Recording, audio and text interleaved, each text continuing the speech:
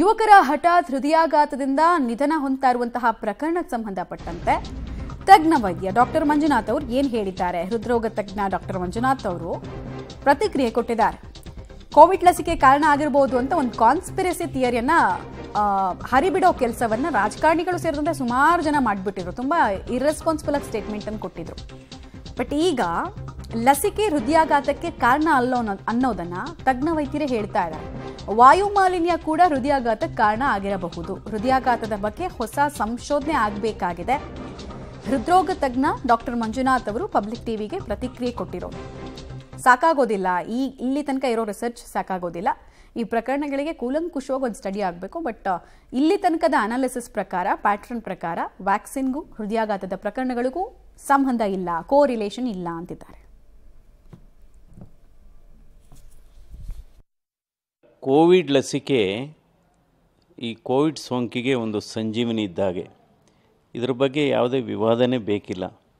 ಯಾಕೆಂದರೆ Indian Council of Medical Research ಮತ್ತು All India Institute of Medical Science ಹಾಗೆ ಸುಮಾರು 19 ರಾಜ್ಯಗಳಲ್ಲಿ ಸುಮಾರು 47 ದೊಡ್ಡ ದೊಡ್ಡ ಆಸ್ಪತ್ರೆಗಳಲ್ಲಿ ಒಂದು ಮಾಹಿತಿಯನ್ನು ತೆಗೆದುಕೊಂಡು ಇದನ್ನು ಬಹಳ ಆಳವಾಗಿ ಅಧ್ಯಯನ ಮಾಡಿ ಈ ಕೋವಿಡ್ ಲಸಿಕೆಗೂ ಮತ್ತು ಈ ಹೃದಯಾಘಾತಕ್ಕೂ ಯಾವುದೇ ಒಂದು ಸಂಬಂಧ ಇಲ್ಲ ಅಂತ ಇದ್ರ ಬಗ್ಗೆ ಬಹಳ ವಿವರಣವಾಗಿ ಹೇಳಿದ್ದಾರೆ.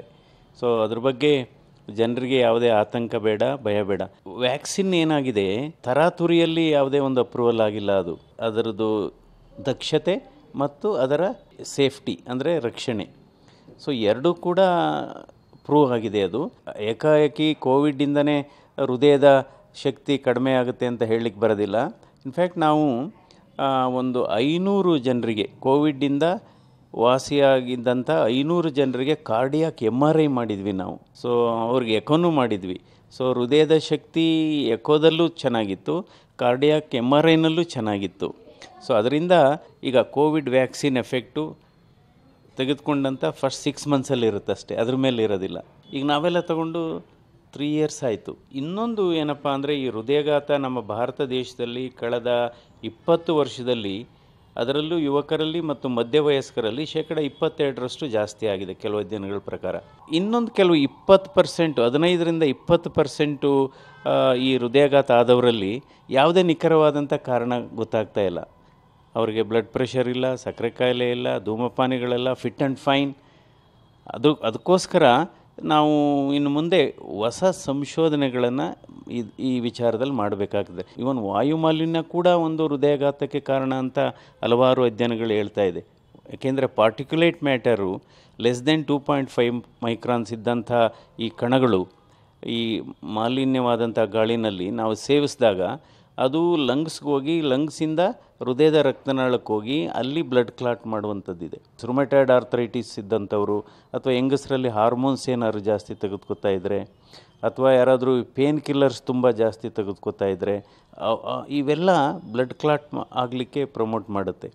ಸೊ ಹೀಗಾಗಿ ನಾವು ಪಾರ್ಲಿಮೆಂಟ್ರಿ ಸ್ಟ್ಯಾಂಡಿಂಗ್ ಕಮಿಟಿನಲ್ಲೂ ಕೂಡ ನಾವು ICMRಗೆ 2 ತಿಂಗಳ ಹಿಂದೆನೇ ನಾವು ರೆಕಮೆಂಡ್ ಮಾಡಿದ್ದೀವಿ. ಹಾಗೂ ಆಯಿತು, ಇವಾಗೆಲ್ಲ ಚೆಕ್ ಮಾಡಿಸ್ಕೊತಾ ಇದ್ದಾರೆ, ಅದೇನು ಪ್ರಯೋಜನ ಆಗೋದಿಲ್ಲ. ಏನಾದರೂ ಸಿಮ್ಟಮ್ಸ್ ಇದ್ದರೆ, ಏನಾದರೂ ಅದು ಅವ್ರಿಗೆ ರಿಸ್ಕ್ ಫ್ಯಾಕ್ಟರ್ಸ್ ಇದ್ದರೆ, ಸಕ್ಕರೆ ಕಾಯಿಲೆ ಇದ್ದರೆ ಅಥವಾ ಇವೆಲ್ಲ ಮಲ್ಟಿಪಲ್ ರಿಸ್ಕ್ ಫ್ಯಾಕ್ಟರ್ಸ್ ಇದ್ದರೆ ಅಂಥವರು ಈಗೇನೋ ಈ ವರದಿ ಆಗ್ತಾಯಿದೆ, ಸುದ್ದಿ ಎಲ್ಲ ಕಡೆ ಆಗ್ತಾಯಿದೆ ಅಂದ್ಬಿಟ್ಟು ಸಾಲಾಗಿ ಆಸ್ಪತ್ರೆಗಳಲ್ಲಿ ಕ್ಯೂ ನಿಂತು ಚೆಕಪ್ ಮಾಡಿಸ್ಕೊತಾ ಇದ್ದಾರೆ. ಇದು ಬರೀ 1 ವರ್ಷದಲ್ಲಿ 1 ವಾರದಲ್ಲಿ ಚೆಕಪ್ ಮಾಡಿಸ್ಕೊಂಡ್ರೆ ಏನೂ ಪ್ರಯೋಜನ ಇಲ್ಲ. ಪ್ರತಿ ವರ್ಷ ಚೆಕಪ್ ಮಾಡಿಸ್ಕೋಬೇಕು. ಜೀವನ ಶೈಲಿ ಬದಲಾವಣೆ ಮಾಡ್ಕೋಬೇಕಾಗತ್ತೆ.